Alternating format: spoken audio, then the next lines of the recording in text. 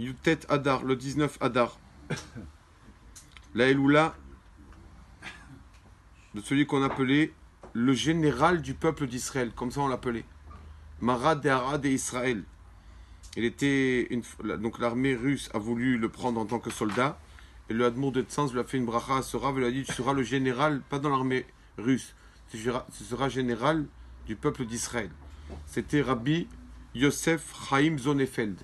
Mamash, c'est un Rav très connu pour vous montrer, bon c'est peut-être rigolo, pour montrer la splendeur de ce Rav, la Kedusha, la sainteté.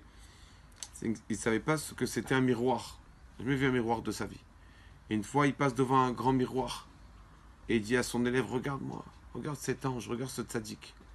Et il ne savait pas que c'était lui en fait, parce qu'il ne savait pas ce que c'était un miroir, mais en fait c'était lui. Il a vraiment la kedusha sur sa face. Il faisait attention bien sûr à toutes les mitzvot, mais il mettait souvent le point sur une chose qu'on ne fait pas attention, c'est de ne pas faire les mitzvot sur le compte des autres. Quand Hachem t'a demandé de faire une mitzvah, on l'a fait, tu fais une bonne action, d'accord. Mais attention, quand tu fais cette mitzvah, de ne pas peut-être blesser quelqu'un ou de lui faire du mal. Parce que cette mitzvah n'a pas trop de valeur. Et on raconte que une fois, son élève vient, lui tape à la porte et lui dit « Rabbi, j'ai un problème avec ma belle-mère. » Il dit « Les problèmes avec la belle-mère, c'est fréquent, c'est normal, qu'est-ce qu'il y a ?» Il a dit « Non, mais Rabbi, je dois faire ce soir la Seouda, le repas de Pidyon Ben, du rachat du premier-né de mon fils. On a fait un bon repas. Et ma belle-mère a pris une viande d'un chochet, que moi je n'ai pas l'habitude de manger la viande de ce chochet, celui qui a l'abattage rituel. Je le connais pas. Je ne connais pas ce monsieur. Je ne veux pas manger de sa viande. Et ma belle-mère a déjà cuit les plats avec la viande de ce monsieur. Comment je fais? Je ne veux pas. Et c'est le pidyon de mon fils et ma belle-mère, elle met sa viande à elle. Qu'est-ce que je dois faire, Rabbi? Alors il lui a ouvert le Tehillim.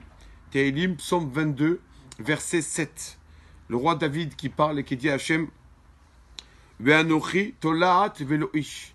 Le roi David, par sa modestie, il a dit, je suis un ver de terre, je ne suis pas un homme, par modestie.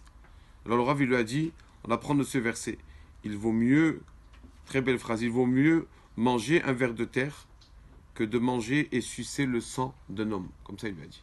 C'est-à-dire, tolaat veloish, il vaut mieux manger un ver de terre que le sucer d'un homme. C'est-à-dire, il vaut mieux, pas manger, mamash, pas cachère, non cachère, un ver de terre. Il vaut mieux des fois quelque chose te taire et manger, d'accord, que tu as peut-être un petit doute. Bon, c'est cachère, c'est toi qui fais les choses en plus. Il vaut mieux manger ça que de chasvé shalom verser le sang de quelqu'un. Il faisait toujours attention à cela. Et une fois, son élève lui a dit, Rabbi, je ne vous comprends pas. Alors que c'était quelqu'un que quand il fallait, il parlait, il grondait sa communauté. Il a dit, mais toujours quand on voit quelqu'un, vous essayez de juger favorablement. Il lui a dit, Rabbi, imaginez, vous voyez quelqu'un maintenant qui marche en plein Kippour. Voilà. Kippour sans au kotel, à Kippour sans kippa. Il marche à côté d'un impie, d'un rachat, et il mange des choses interdites, et après il fume. Allez, Rabbi, comment vous pouvez juger ça favorablement? À Kippour, à tête découverte, avec un rachat, avec un impie, il mange, après il boit, après il fume. Kippour qui tombe Shabbat, en plus il lui crie. Comment on peut juger favorablement? Il lui a dit, sans problème, sur place, je peux juger favorablement. Il ne met pas sa kippa parce qu'il y a une maladie sur la tête. La kippa lui fait mal à la tête. Donc comme il a cette maladie, il ne peut pas jeûner à Kippour. Comme ça, il lui a dit. Et quand il mange, peut-être qu'il mange doucement, doucement. On sait qu'à Kippour, quelqu'un qui est malade, il peut manger par petite quantité. Donc sûrement, il mange par petite quantité. Et peut-être que la cigarette, c'est comme il est malade. Et c'est comme un médicament pour lui. Peut-être qu'on lui permettra de prendre cette cigarette. Voilà. Donc, sache, et il marche avec un impie. Peut-être que ce rachat qui marche avec lui, c'est quelqu'un de non-voyant.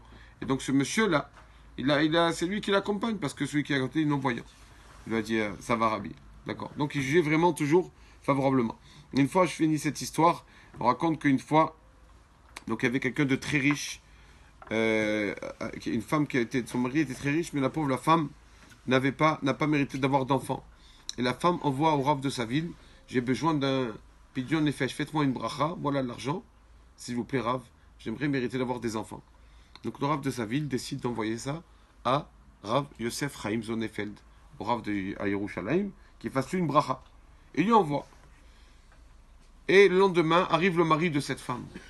Il dit au Rav de la ville, comment hier ma femme vous a donné de l'argent, vous avez accepté? Il lui a dit oui. Elle a dit quoi?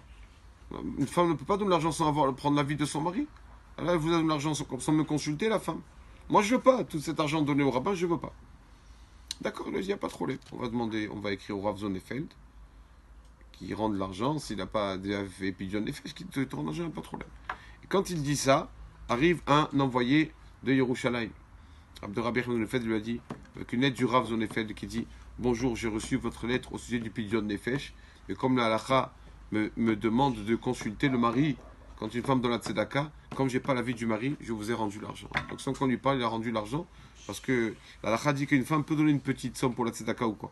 Mais quand c'est une grosse somme, il faut d'abord consulter son mari.